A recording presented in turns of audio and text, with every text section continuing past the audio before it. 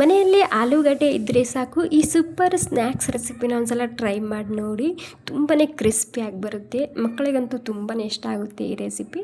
ಇದನ್ನು ಮಾಡೋದಕ್ಕೆ ನಾನಿಲ್ಲಿ ಒಂದು 3 ಆಲೂಗಡ್ಡೆಯನ್ನು ಬೇಯಿಸಿ ಈ ರೀತಿ ಮ್ಯಾಶ್ ಮಾಡ್ಕೊಂಡು ತೊಗೋಬೇಕು. ಒಂದು 3 ಆಲೂಗಡ್ಡೆ ಇದ್ದರೆ ಸಾಕು. ಓಕೆ, ಇವಾಗ ಈ ರೀತಿ ಗಂಟು ಇಲ್ಲಾರ್ದಂಗೆ ಅದನ್ನು ಮ್ಯಾಶ್ ಮಾಡ್ಕೊಂಡು ತೊಗೋಬೇಕು. ಇವಾಗ ಇದಕ್ಕೆ ರೆಡ್ ಚಿಲ್ಲಿ ಫ್ಲೇಕ್ಸ್ ಹಾಕ್ತಿದ್ದೀನಿ, ಹಾಗೆ ಪೆಪ್ಪರ್ ಪೌಡರ್ ಹಾಕ್ತಿದ್ದೀನಿ, ಅಂದರೆ ಕಾಳು ಮೆಣಸಿನ ಪುಡಿ ಹಾಕ್ತಿದ್ದೀನಿ, ರುಚಿಗೆ ಬೇಕಾದಷ್ಟು ಉಪ್ಪು, ಹಾಗೆ ಆರ್ಗಿನೋ ಹಾಕ್ತಿದ್ದೀನಿ 1 ಚಮಚ, ಕೊತ್ತಂಬರಿ ಸೊಪ್ಪು ಹಾಕ್ತಿದ್ದೀನಿ ಒಂದು ಸ್ವಲ್ಪ, ಹಾಗೆ ಒಂದು ಅರ್ಧ ಕಪ್ ಆಗುವಷ್ಟು ಕಾರ್ನ್ಫ್ಲವರ್ ಹಾಕ್ತಿದ್ದೀನಿ. ನೋಡ್ಕೊಂಡು ಕಾರ್ನ್ಫ್ಲವರ್ನ ಹಾಕ್ಕೊಳ್ಳಿ ನೀವಿಲ್ಲಿ ಬೈಂಡಿಂಗೋಸ್ಕರ.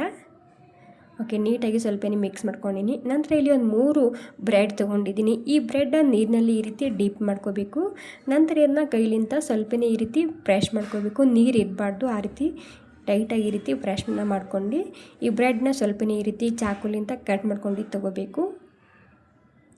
ಇದರಲ್ಲಿ ಬ್ರೆಡ್ ಹಾಕೋದ್ರಿಂದ ಇನ್ನಷ್ಟು ಕ್ರಿಸ್ಪಿನೆಸ್ ಬರುತ್ತೆ, ಹೀಗಾಗಿ ನೀವು ಇದರಲ್ಲಿ ಬ್ರೆಡ್ನ ಮಿಸ್ ಮಾಡದೆ ಹಾಕೋಬೇಕು.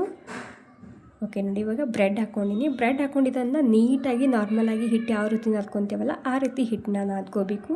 ನಿಮಗಿಲ್ಲಿ ಬೇಕಂತ ಅನಿಸ್ತಿದ್ರೆ ಒಂದು ಸ್ವಲ್ಪ ಮತ್ತು ಕಾರ್ನ್ಫ್ಲವರ್ನ ಹಾಕೋಬೋದು.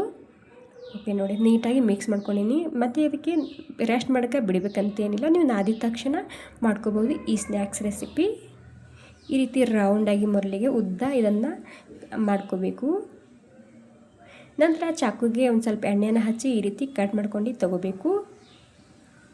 ಝಟ್ಪಟ್ನಲ್ಲಿ ಮಾಡ್ಕೋಬೋದು.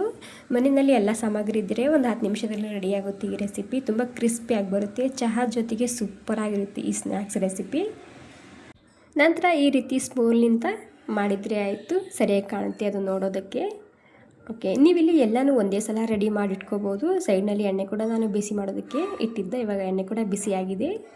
ನಾರ್ಮಲಾಗಿ ಪಕೋಡ ಮಾಡ್ಕೊತೀವಲ್ಲ ಅದೇ ರೀತಿ ಇದು ಕೂಡ ಕ್ರಿಸ್ಪಿ ಆಗೋ ತನಕ ಅಥವಾ ಎರಡೂ ಸೈಡ್ನಲ್ಲಿ ಗೋಲ್ಡನ್ ಬ್ರೌನ್ ಆಗೋ ತನಕ ಈ ರೀತಿ ಕರ್ದು ತೊಗೋಬೇಕು, ತುಂಬ ಕ್ರಿಸ್ಪಿ ಆಗಿ ಬರುತ್ತೆ. ಓಕೆ ನೋಡಿ, ಇವಾಗ ಒಂದು ಸೈಡ್ನಲ್ಲಿ ಕೆಂಪಾಗಿದೆ, ಇನ್ನೊಂದು ಸೈಡ್ನಲ್ಲಿ ಕೂಡ ನಾನು ಉಲ್ಟಾ ಹಾಕ್ತಿದ್ದೀನಿ. ಓಕೆ ನೋಡಿ, ಟೋಟಲಿ ಇಲ್ಲಿ ಫುಲ್ ಕ್ರಿಸ್ಪಿ ಆಗಿದೆ, ಗೋಲ್ಡನ್ ಬ್ರೌನ್ ಆಗಿದೆ. ಇಷ್ಟಾದರೆ ಸಾಕು, ಏನು ಸಖತ್ ಕಲರ್ ಬಂದಿದೆ ನೋಡಿ. ಓಕೆ ನೋಡಿ, ಇವಾಗ ಒಂದು ಬ್ಯಾಚ್ ರೆಡಿಯಾಗಿದೆ. ಇವಾಗ ಈ ರೀತಿ ಕ್ರಿಸ್ಪಿ ಮಾಡ್ಕೊಂಡು ತೊಗೊಂಡ್ರೆ ಆಯಿತು. ನಾರ್ಮಲಾಗಿ ಬಜ್ಜಿ ಮಾಡ್ತೀವಲ್ಲ ಅದೇ ರೀತಿ, ಬಜ್ಜಿಗಿಂತ ರುಚಿಯಾಗಿರುತ್ತೆ ಈ ಕ್ರಿಸ್ಪಿ ಸ್ನ್ಯಾಕ್ಸ್ ರೆಸಿಪಿ. ಓಕೆ ನೋಡಿ, ಫುಲ್ಲು ಕ್ರಿಸ್ಪಿಯಾಗಿ ಬಂದಿದೆ, ಹೊರಗಡೆ ತುಂಬಾ ಸರಿಯಾಗಿತ್ತಿದ್ದು ನೋಡೋದಕ್ಕೆ. ಸೊ ನಿಮಗೆ ಯಾವ ರೀತಿ ಕಾಣ್ತಿದೆ ಅಂತ ನನಗೆ ಗೊತ್ತಾಗ್ತಿಲ್ಲ. ಸೆಕೆಂಡ್ ಬ್ಯಾಚ್ ಕೂಡ ನಾನಿಲ್ಲಿ ರೆಡಿ ಮಾಡ್ಕೊಂಡಿನಿ. ನೀವಿಲ್ಲಿ ಎಲ್ಲನೂ ಒಂದೇ ಸಲ ರೆಡಿ ಮಾಡಿ ಇಟ್ಕೊಂಡು ಇಲ್ಲಿ ಒಂದೇ ಸಲನೇ ಕರ್ದು ತೊಗೋಬೋದು, ಸೂಪರಾಗಿರುತ್ತೆ ಈ ಸ್ನ್ಯಾಕ್ಸ್ ರೆಸಿಪಿ.